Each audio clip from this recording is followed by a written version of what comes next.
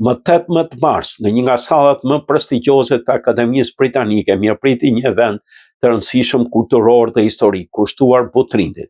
Aktiviteti organizuar në kujdesin e ambasadorit Republikës së Shqipërisë në Mbretërinë e Bashkuar, shkëlqësisë së tij zotit Urhan Ferizi, në bashkëpunim me ambasadorët e administratorët e besuar të fondacionit Botërindi Rothschild Foundation dhe Limbury Trust. Në këtë ngjarje morin pjesë të Ministri për Kulturën dhe Punën e Jashtme zoti Igli Hasani. Fjalën përshëndetse mbajti ambasadori Urhan Ferizi, i cili nënshkroi rëndësinë e këtij projekti për Botërindin dhe cilësoi atë si një qendër strategjike për zhvillimin turistik të Shqipërisë. Ai ftoi përfaqësuesit e administratorëve të besuar të investimit mbi Botërindin për ndar vizionin e tyre mbi të ardhmen e kësaj pasurie historike, themeluar 30 vjet më parë nga Lord Rothschild dhe Lord Sainsbury, me mbështetjen e figurave vizionare si David Packard. Fondacioni Botërind ka luajtur një rol kyç në ruajtjen e promovimin e kësaj trashëgimie të pasur kulturore. Ambasadori Ferizi shprehu mirënjohjen për përkushtjen e familjeve Rothschild dhe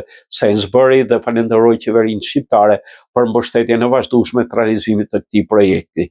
Pjesëmarrës të veçantë në këtë event ishin familjet e zotit Lord Sainsbury, Mark dhe Sara, si dhe niprit e Lordit Rothschild, të cilët u vlerësuan për kontributin e tyre të shmorë. Një tjetër zë e rëndësishëm ishte takimi edhe ambasadorë Shqipërisë në UNESCO, zonja Besiana Kazare, e cila theksoi vlerën e Botërindit si një pasuri botërore e mbrojtur nga UNESCO.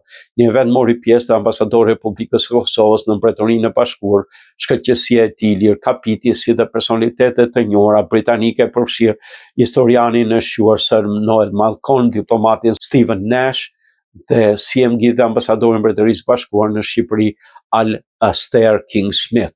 Një moment i veçantë i mbrëmjes ishte interpretimi i violinisës së talentuar Alda Dizdari, i cila ndau me publikun një histori prekse mbi lidhjen e babait të saj dhe kompozitorit të njohur Limos Distare me amfiteatrin e Botërindit. Ky event shënoi një moment të rëndësishëm për historinë e investimeve dhe për kujdeses për Botërindin, një qytet që ka ruajtur gjurmët e kulturave të mëdha greke, romake, bizantine, otomane. Përmes këtij projekti ambicioz, Botërindi do të vazhdojë të mbetet një burim frymëzimi për brezat e arshëm dhe një destinacion ky në hartën kulturore botërore.